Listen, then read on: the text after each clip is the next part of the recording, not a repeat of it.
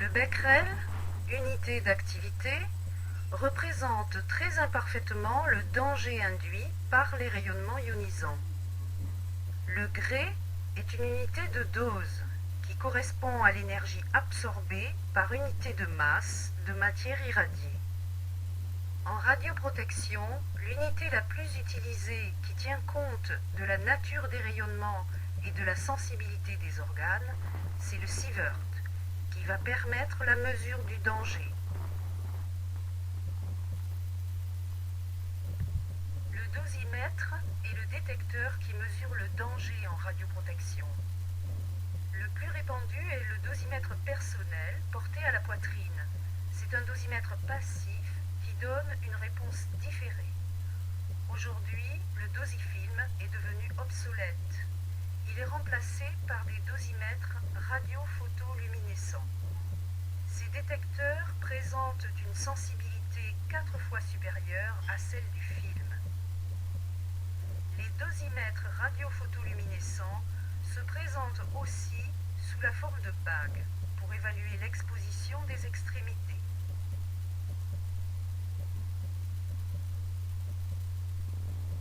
Pour la dosimétrie des extrémités, d'autres possibilités sont offertes par des détecteurs à semi-conducteurs miniatures reliés à un module de mesure immédiate qui en font un dosimètre actif. Ici, le détecteur Unforce qui évalue le débit de dose ou la dose cumulée au niveau des extrémités. On peut l'utiliser aussi pour mesurer la dose reçue au niveau des yeux. Toutes ces mesures contribuent au classement des travailleurs en catégorie A ou B.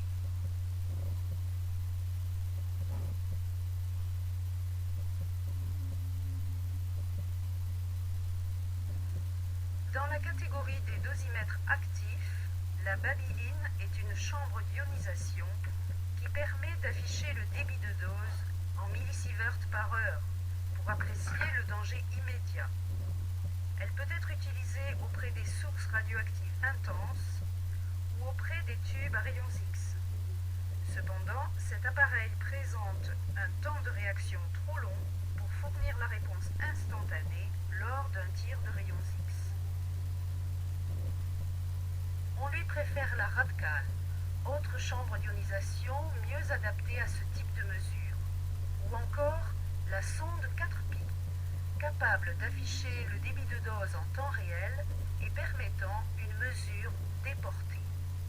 Ces chambres sont aujourd'hui intégrées au tube à rayons X afin de tracer la dose reçue par le patient. Plus récents, légers et portables sont les dosimètres opérationnels. Ils sont dotés d'une mémoire permettant l'enregistrement des doses au cours du temps.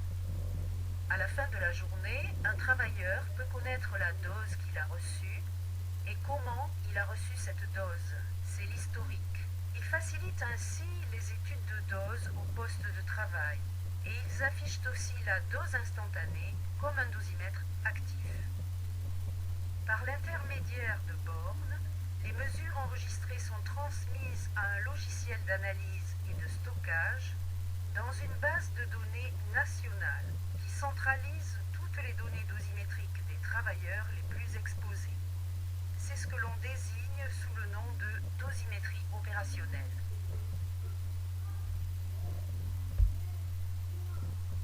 La médecine nucléaire